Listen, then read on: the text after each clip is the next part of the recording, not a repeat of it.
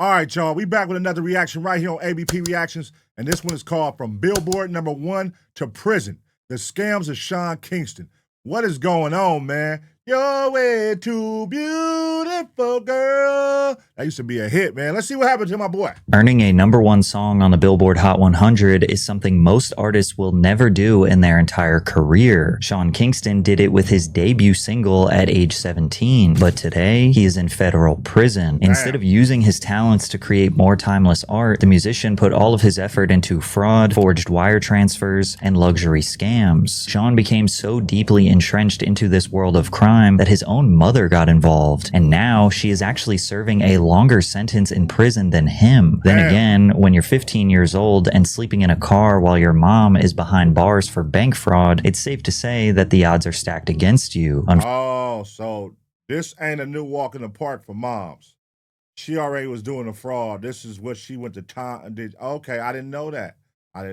Fortunately, this is the exact situation that an undiscovered Sean Kingston found himself in. Sean was no stranger to crime during his years growing up in Jamaica, catching himself a breaking and entering charge at only 11 years old. But thanks to his roots, he was no stranger to the power of music either. His grandfather was Jack Ruby, a well-known reggae producer who worked with the likes of Bob Marley. Sean was inspired by his grandfather's story and saw music as a way out of his situation. My mom left, I was on my own, you know, and it forced me to become a man early and to get on my job. And I always said to myself that when my mom get out of jail, like, That's a sick shirt he got on, bro. I'm gonna be picking her up in her dream car. Like, with a one-way plane ticket and $300 in his pocket, Sean went to LA at just 17 years old, where he slept on couches of distant relatives and old family friends. He began posting his songs to MySpace under the name Franchise in hopes of getting noticed, and eventually he did. Record producer J.R. Rodham saw potential in the 17-year-old and signed him to his label Beluga Heights. Sean got to work on a full-length rap album under the name Franchise, but everything would be scrapped when his producers heard him sing for the first time. And overnight, they decided to change the entire Franchise rap album into a singing album because this dude sang and they didn't realize that he could sing, and they changed Franchise's name to Sean Kingston. This decision would shift the entire trajectory of his career. That's another fun fact. I never knew he was a rapper. I never knew.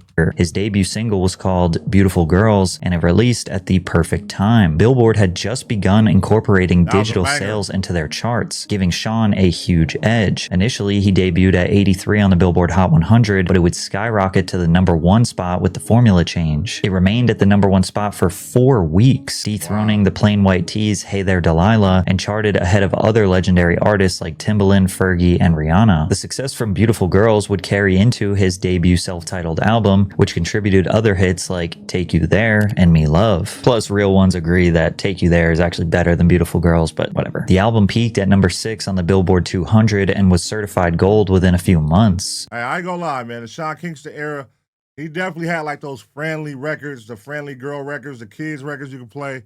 They was definitely PG-13 style, and I could see how they could go #1 and stay at #1 for a long time. That Beautiful Girl, Take Me There, yeah, all those classics. Sean Kingston was the hot new up-and-comer with a fresh take on melodic, rap, R&B, and a sprinkle of Caribbean influence. He was invited to open up on tour for artists like Gwen Stefani and Beyonce, and even got to share the stage with Chris Brown, Lil Mama, Bow Wow, and Soulja Boy at Madison Square Garden in December of 2007. Sean went from sleeping in cars on the streets of Jamaica to performing one of the most coveted stages in the entertainment industry at only 17 years old. With fame like this, money followed. Sean now had the rapper lifestyle he could only dream of as a kid. Nice.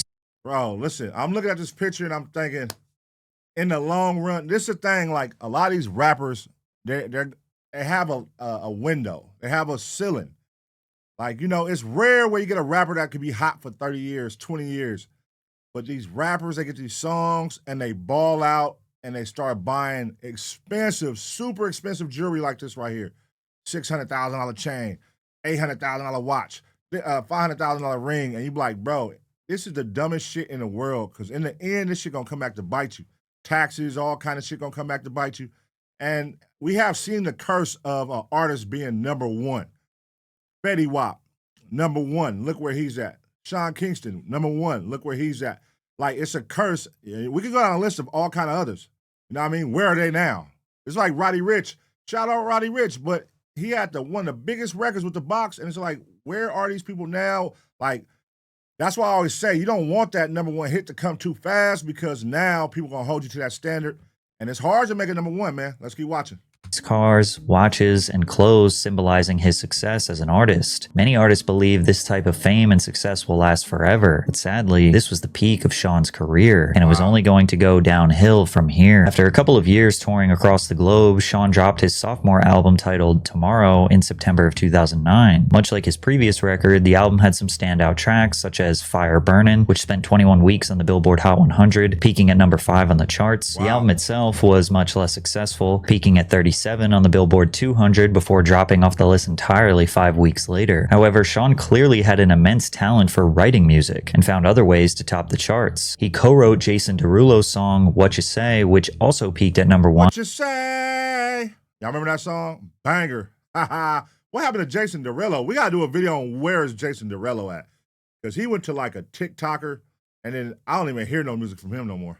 Meaning Sean Kingston technically has 2 number 1 hits. He then collaborated with Justin Bieber on the track Eenie Meenie, which spent 18 weeks on the Billboard charts and peaked at number 15. And this could have been a great lane for Sean to just go all the way in on. The life cycle of a popular artist is really difficult to predict. Songwriters can have much longer careers because they don't have to tour or maintain a brand. But that spotlight strokes the ego, and Sean didn't think it would ever fade. Unfortunately, life threw an unexpected twist when Sean was hospitalized after a nearly fatal jet ski accident. I was going 75 miles per hour.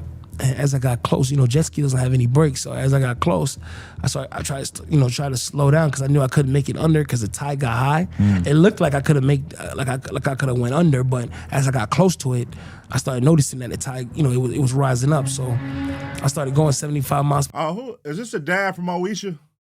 Who is this right here? Never mind. Power, like that guy.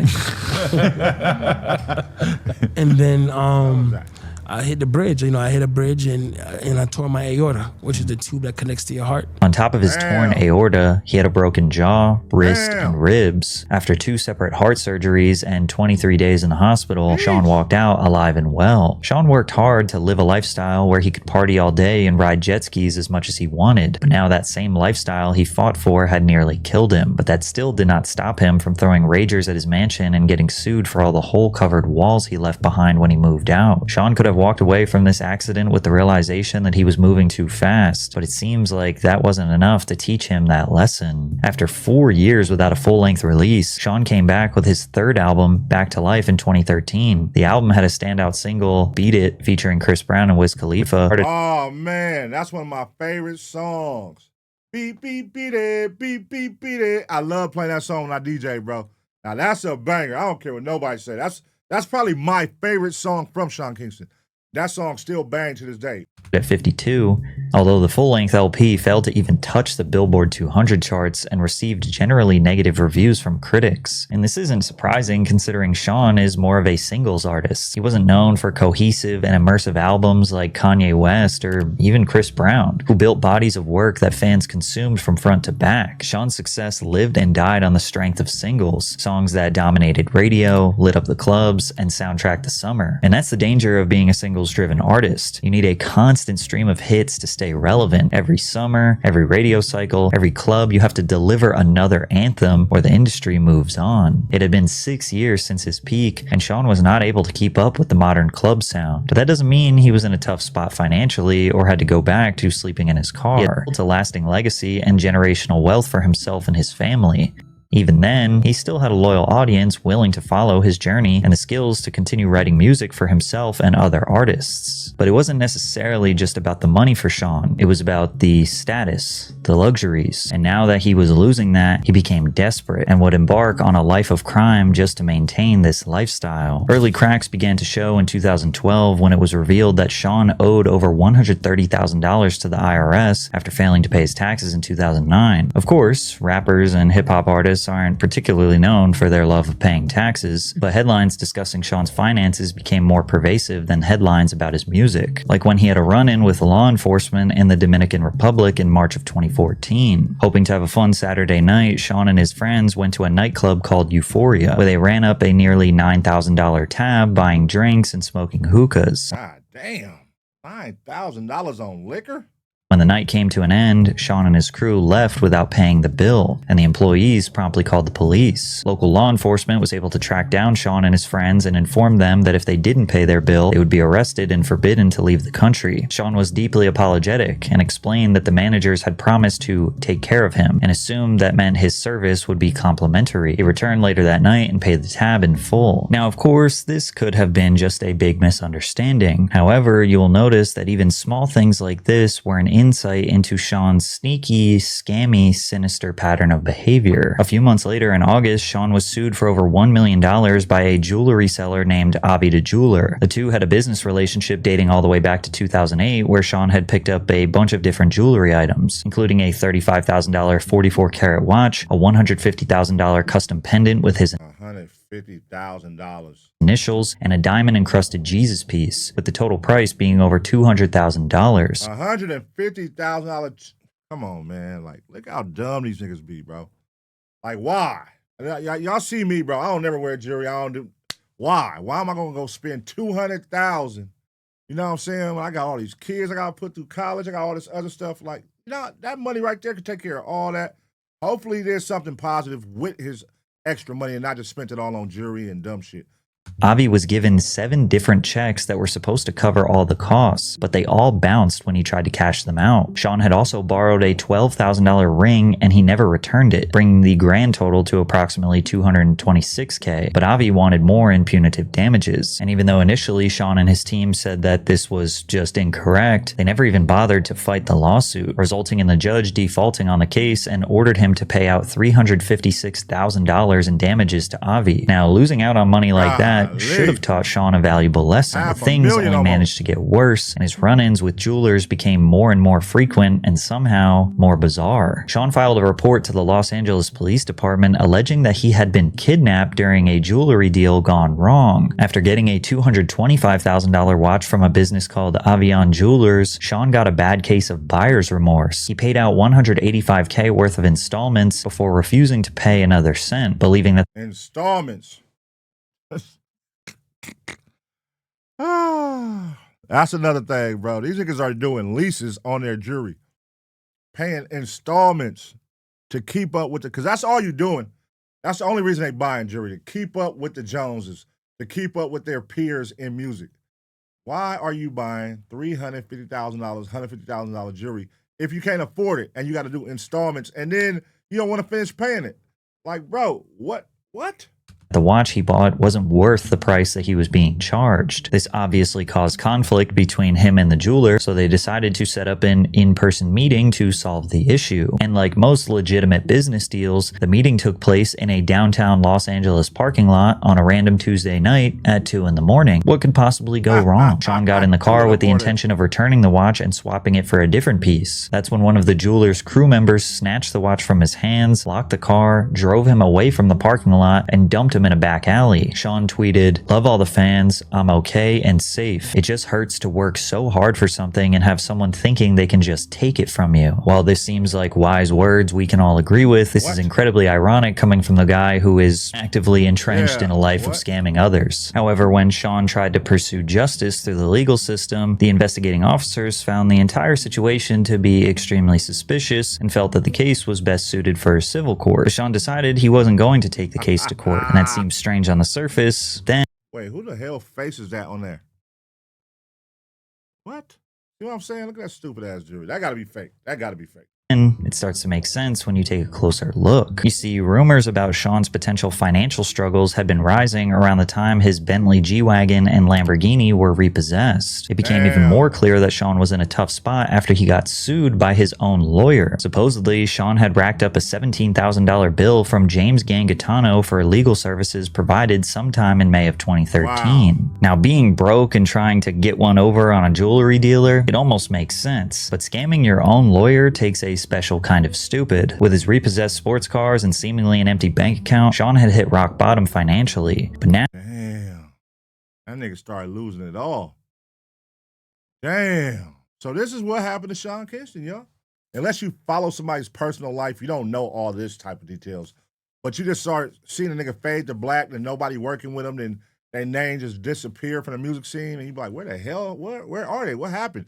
Then you see stories like this and you realize they were fucking everybody around them over. They were fucking people over. They got a bad name. Their name is Mud. Then you be like, oh, it makes sense why nobody want to work with him. He doesn't pay. He fucks everybody over. He tries to steal from you. He's a scammer, blah, blah, blah. That's crazy. Now he was in too deep. Watching everything he built slip away only inspired him to do whatever he could to maintain this flashy rapper lifestyle. He kept scamming and he kept getting sued for it. In March of 2016, a new lawsuit against Sean was filed by Haymoff Jewelers. Sean had traded in a used Rolex for a new $59,000 watch and a $19,000 bracelet, but never paid off the remaining $25,000 balance, despite promising to pay the next day. Judge ruled in the jeweler's favor and ordered Sean to pay out $44,000 in restitution. From here, Sean just kept racking up lawsuits like it was his full-time job. August of 2016, he was sued by another New York City jeweler named Aquamaster, who alleged that he had a $300,000 tab that had gone unpaid. After picking up 9 different pieces of jewelry, he claimed that his manager would send a wire transfer for the full amount. Instead, they received 2 checks, both of which bounced. Sean got sued by yet another jeweler in April of 2017. Golly. So this nigga was just racking up jewelry after going to different places, going to different jewelry places and just getting different pieces and racking up bills and racking up lawsuits, basically. Scamming. Hey, I'm going to pay this tomorrow. Hey, I'm going to have my business manager send it to you. Hey, so what are you doing with the jewelry? Are you keeping it? Or are you like taking it and flipping it? Because if you're just taking it and keeping it and getting lawsuits for it, that's dumb as hell, bro.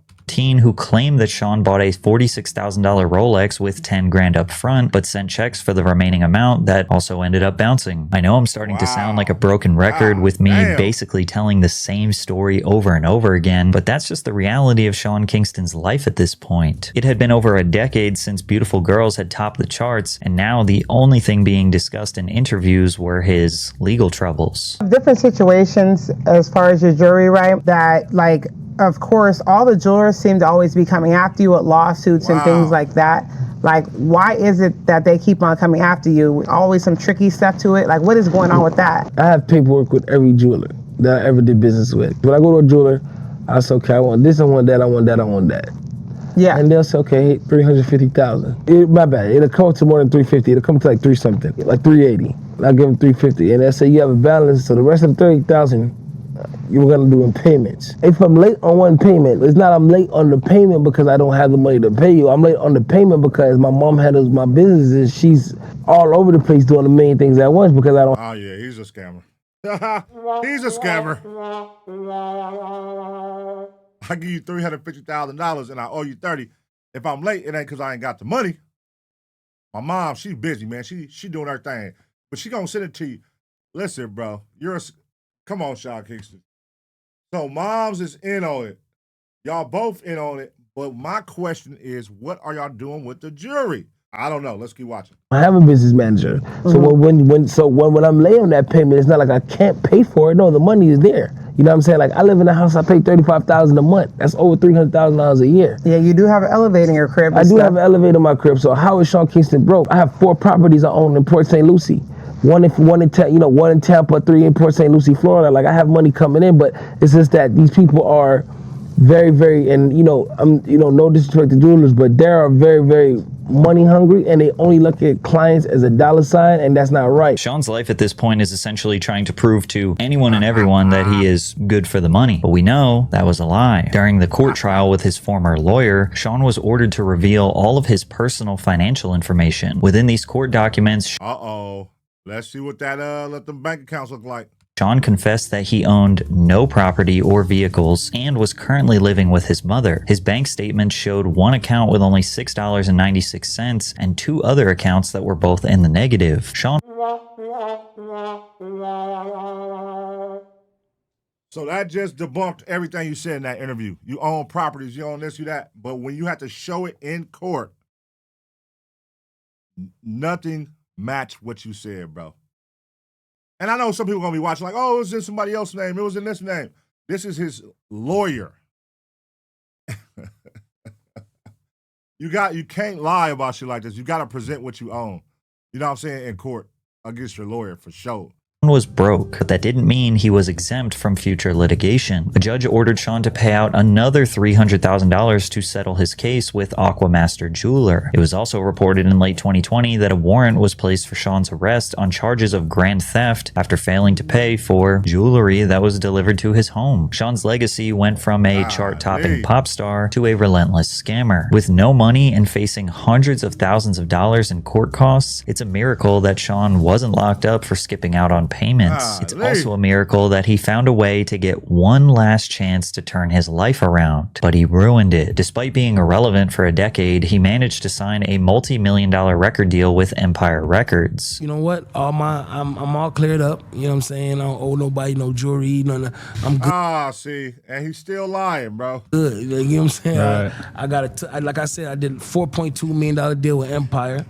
Nigga, please. $4.2 million with Empire. Shut the fuck up. Oh, no. Come on, y'all. Listen. $4.2 million with Empire is crazy. You know what I mean? And I'm blessed. And another thing, too, when we talk about, like... And as soon as I got that, I started clearing up all this because I ain't want no karma. I believe in karma and I believe in doing, you feel me? So I made sure the first thing I did was just clear up a lot of the stuff that I needed to, you know? Unsurprisingly, Sean's 2022 album, Road to Deliverance, saw no placements on the charts and next to no traction on streaming services. It was an utter failure. And although that stings, he was able to use his record deal money to pay off his debts. Somehow, throughout all these scams, he was able to avoid jail or brutal retaliation from someone he wronged. But the pressure to maintain this rapper lifestyle was too high. Sean had grown too comfortable with the jewelry, the expensive nightclubs, the mansions by the beach. At first, it seemed like a little tax slip up. Trying to flex for the gram and keep up with the Joneses, man. That's nasty work. A nightclub misunderstanding or a bad deal with a jeweler, but the pattern became undeniable. He had gotten away with it for far too long, and that desperation eventually led him to the one place he thought he'd never be, in federal prison. Now, a very active scene outside of a home connected to rapper Sean Kingston. Dozens of deputies have been going in and out all day long,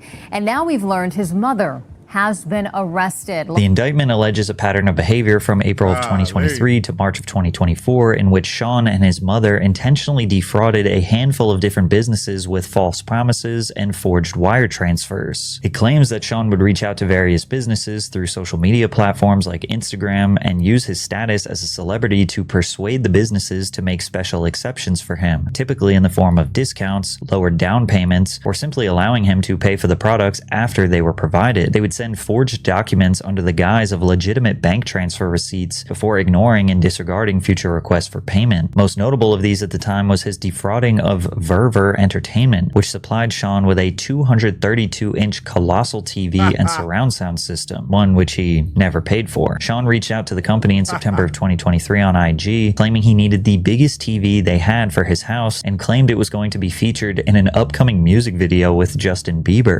Oh my God. Use Justin Bieber name. Hey, I was wondering when I saw this story on the news, I was like, for a sound system, I saw that was like in Miami when they grabbed his mama up. They said a surround sound system and TVs, and I'm like, huh? But now this is put in context. He wanted a 223-inch screen, and he was going to use it in a music video. Okay, so now we're learning the context of it all. Let's keep watching.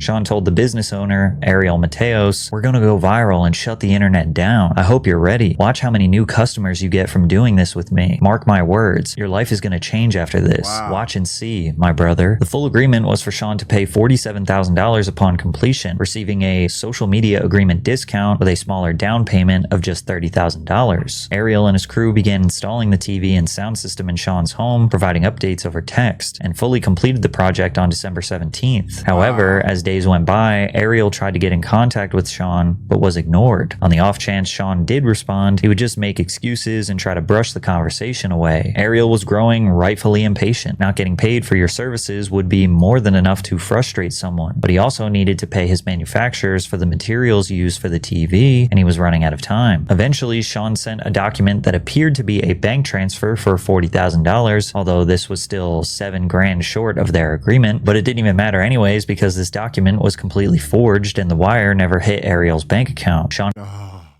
God. No fucking way. Come on, Sean Kingston. Invited Ariel and his team over 2 separate times to pick up a check for the money, but turned away both times by his cousin, who claimed that no one was home. Ariel was in frequent contact with Sean's mother as well, who was also being difficult to work with and delaying payment. After over a month, countless false promises, and $47,000 left unpaid, Ariel's patience had officially run out. He writes, "I'm suing you all. Sean is a scammer and not a very smart one. My lawyer has everything ready to file. I'm suing everyone and we will make it public. There are no more chances. You won't play with our time anymore. You will pay up to the last penny, the full price of the screen, without any discount, as you also breached the part where you were supposed to promote and advertise for us. We trusted in Sean. We waited more than we should." And while Ariel was filing that lawsuit, Sean would get wrapped up in another one for doing basically the exact same thing. In March of 2024, Sean reached out to Andriy Nikolenko asking to purchase a watch listed at $342,000. What the fuck is going on, Sean Kingston? Golly, bro. This nigga's a real deal scammer. It's at the point where he can't help it. This is kind of scary. This is like, it's scary. He can't help it. Even with all these lawsuits building, he keep hitting up more people, more things. He can't stop. Damn. Imagine that, a nigga that's known for scamming everybody for everything and then reaches out to you and asks for something. You're not gonna give a nigga shit. He promised to pay with a wire transfer the same day he got the watch, and Andriy generously offered him a complimentary Rolex watch on top of the Richard Mille he was purchasing. Sean also mentions that he was shooting a music video with Justin Bieber, suggesting that he possibly would be interested in shopping with the jeweler. And at this point, Justin Bieber's got to sue Sean Kingston as well. Bro worked with him one time 15 years ago, and he was scamming people for TVs and watches over it. Sean was excited about the potential business relationship he was creating and called Andriy a brother for life, offering loyalty and promising to take his company to the next level. He even promised that Justin Bieber would be purchasing stuff from his store that weekend. He even went as far to promise that Sean would only purchase watches from him moving forward, but of course, This is crazy, bro. This nigga is using Justin Bieber name and dragging him through the mud. Of course, this was all a lie. Sean decided to put in orders for more extremely expensive watches, bringing the grand total to $480,000 that Sean's mother supposedly paid for by providing proof of a Bank of America transfer statement. Take a look at Sean's manipulative behavior here. You can see he's making demands to make sure the watch is perfect. But bro, please let this watch fit tomorrow, lengthwise. Dealer says 44mm will be there tomorrow. I know, I'm saying I hope the links fit my wrist size, brother. Dealer says everything will be perfect. Then he lets Sean know that he needs the money so he can pay his suppliers, because they will not provide him with watches anymore if he doesn't pay them. Sean says, "King, I trusted you. Please do the same. Please, I won't let you down. I believe in God. Payment will not be an issue. I got you. I told you this from the start. I'm with you, Papa. You're my brother. I will never hurt you. Bring my AP tomorrow and we'll close it out tomorrow. Mom and Ryan will pay you. Love you for life. See you tomorrow." This is the type of relationship that Sean had with Andriy and probably all of his other jewelry dealers. And much like all the others, Andriy finally had his tipping point. He said, "Listen to me. Tell your lawyer and don't forget to pay him. Soon you'll be talking to him through bars, asking him to defend you from federal charges. Your mama gave a fake bank receipt and you are holding watches that don't belong to you. There are 3 cases already, so the next step is the media and the news. You messed with the wrong people." Damn. Seemed like Andriy had finally found out that Sean had 3 separate cases against him that were already pending from him scamming all these different people. All right. Wow. Mind blown by this. Okay. So all this time, I was under the impression that his mom had did some shit and he was associated with it through something she was just doing, and they was in trouble because of her and his surround sound system, this TV shit that they scammed. I never knew about all these separate jewelry cases that he personally was doing. So all this is based around him and his mom helping him. Okay, I got it. I was on it all this time thinking it was the mama fault. It's literally him and her assisting that nigga with fake bank statements and shit like that. Wire fraud and all kind of crazy shit. Oh, but this is the next level scammer, bro. To do this with a celebrity status is crazy. Like, did you think you was going to get away with this? Bro, you're a celebrity. And if somebody goes to the media and takes this story, they're going to post it because you're a celebrity. Like, what made you think you would get away with this? And what made you so cocky and confident? I don't know. These cases are all extremely similar in nature. You know, he's promising to work with Justin Bieber. He's promising promotion and he's saying, oh, I'm a millionaire. I got you. Oh, I love you. You're my friend. You're my brother. So I'll spare you all the tiny details, but this is kind of the spark notes. Sean sent a receipt from First Republic Bank totaling $50,000 for a vehicle. He sent a $285,000 Bank of America receipt for a watch and a nearly $160,000 wire transfer receipt for another luxury car. All of these documents were fake and all of the victims filed lawsuits. Wow. Sean even scammed a company called Murray out of an $86,000 custom bed. When Sean was running out on bar tabs and sending bounce checks to jewelers back in 2014, you could have made the argument that they were just simple mistakes. But now it was clear that Sean wasn't just forgetful or unorganized with his finances. All of this was calculated. This explains why the raid didn't just end in arrests. It resulted in hundreds of thousands of dollars worth of stolen goods being removed from the home. Sean knew what he was doing and he thought he could get away with it forever. The investigation also allowed authorities to search through both Sean and his mother's phones, revealing their behind-the-scenes operations. So if you still had any doubt that any of this wasn't intentional, this will easily put those thoughts to rest. His mother writes, lawyer said if one more jeweler says anything, they will treat it as a criminal case. You owe 4 new jewelers and ain't got no money for no more. Please do this last one, mother. I'm gonna give you other watches back, but This is even more deeper now. The mom really didn't want to do it. She was just being a mother like, all right, hey, look, bro, you owe these people. Bro, you owe these people. Stop playing. And mama, please, just do another one. Like, oh, that just made this shit even darker. So now I feel bad for moms. I thought moms was just messy and in on it because she was showing them the ropes. Oh. I don't have money to pay, dude, Sean. It's $120K. What's up with you and all this jewelry, bro? Focus on your craft. All 36 songs got to be turned in by December 31st, and you only have 18 while you're worried about watches. These conversations give moms is trying to help them. A good look into the dynamic of Sean and his mother, allowing us to speculate on how they got to this point. I find it hilarious that even his mom is like, all right, we got to chill, bro. Like, get in the booth, bro. Get in the studio. Make some songs. Then again, considering Janice's previous convictions relating to bank fraud and filing false documents, she may have been running the show. She knew he was clearly addicted to scamming and acquiring all of these luxury things that he did not need, but since she was highly experienced in forging documents, she helped him get his fix. Therefore, she's complicit and just as guilty as him. She worked with 2 individuals named Mark Mosqueda and another named Ryan Music that she facilitated these forged documents with. Within these conversations, she made her intentions very clear with her doing shady business. Can you do this receipt so I can have them leave me the F alone? Do Bank of America, $285K. It's my people, just to shut him up. The evidence couldn't be any more clear. Both Sean and his mother Janice willingly and intentionally scammed a plethora of different business owners with false promises and forged documents. They were found guilty for a heap of different financial crimes. Janice was sentenced to 5 years in prison with 3 years of probation, and Sean was sentenced to 42 months or 3.5 years behind bars. A heartbroken Sean Kingston burst into tears as U.S. Marshals took his mother into custody, begging them to protect her. Sean's legal representation chalked up the situation to his ignorance on money management and claimed that he was addicted to buying jewelry. Of course, none of these are valid excuses. That is really an addiction, dog. It's no other way to explain it. It makes no sense. You keep getting all this legal trouble, but you cannot stop going to go get more and more jewelry and more jewelry and more jewelry. You got all these people hitting you and saying they're going to sue you, and you keep going to get more jewelry and more jewelry. And that's why I don't understand. Like, oh, that's really an addiction, bro. He's addicted to being a scammer. And I feel sorry. And like, look, the mom, you're not guilty because at the end of the day, you did help.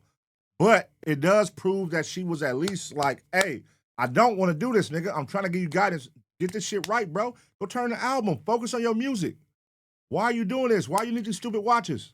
Come on, let's go. And his mom had like a food truck out here in Hollywood that was doing good. Everybody was fucking with. Mama Kingston, whatever, Jamaican food. Like, she had something going, and she probably was like, I know how to do this shit, but I don't want to do this shit, but you're my son, and how can I say no? But god damn, you put her in a cold situation.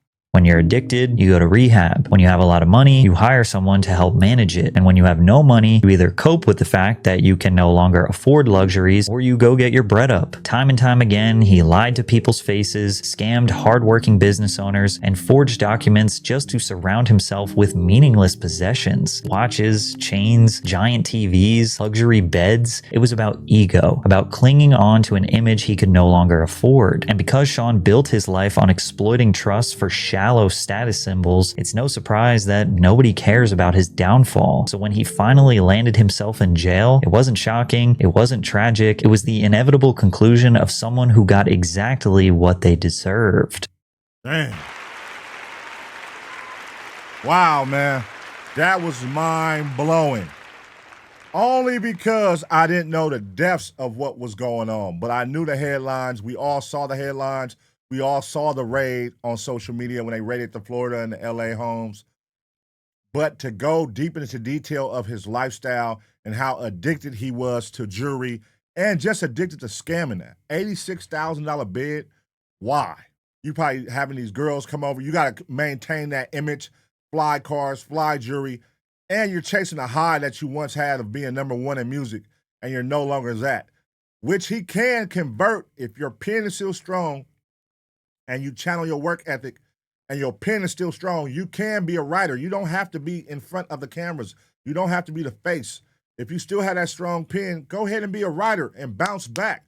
But you got to get rid of this addiction, bro. You got to get help. You got to get some counseling to help cure that, because nobody's going to want to fuck with you after this at all. Let me know what y'all think about this in the comment section. This was a wild one right here, man.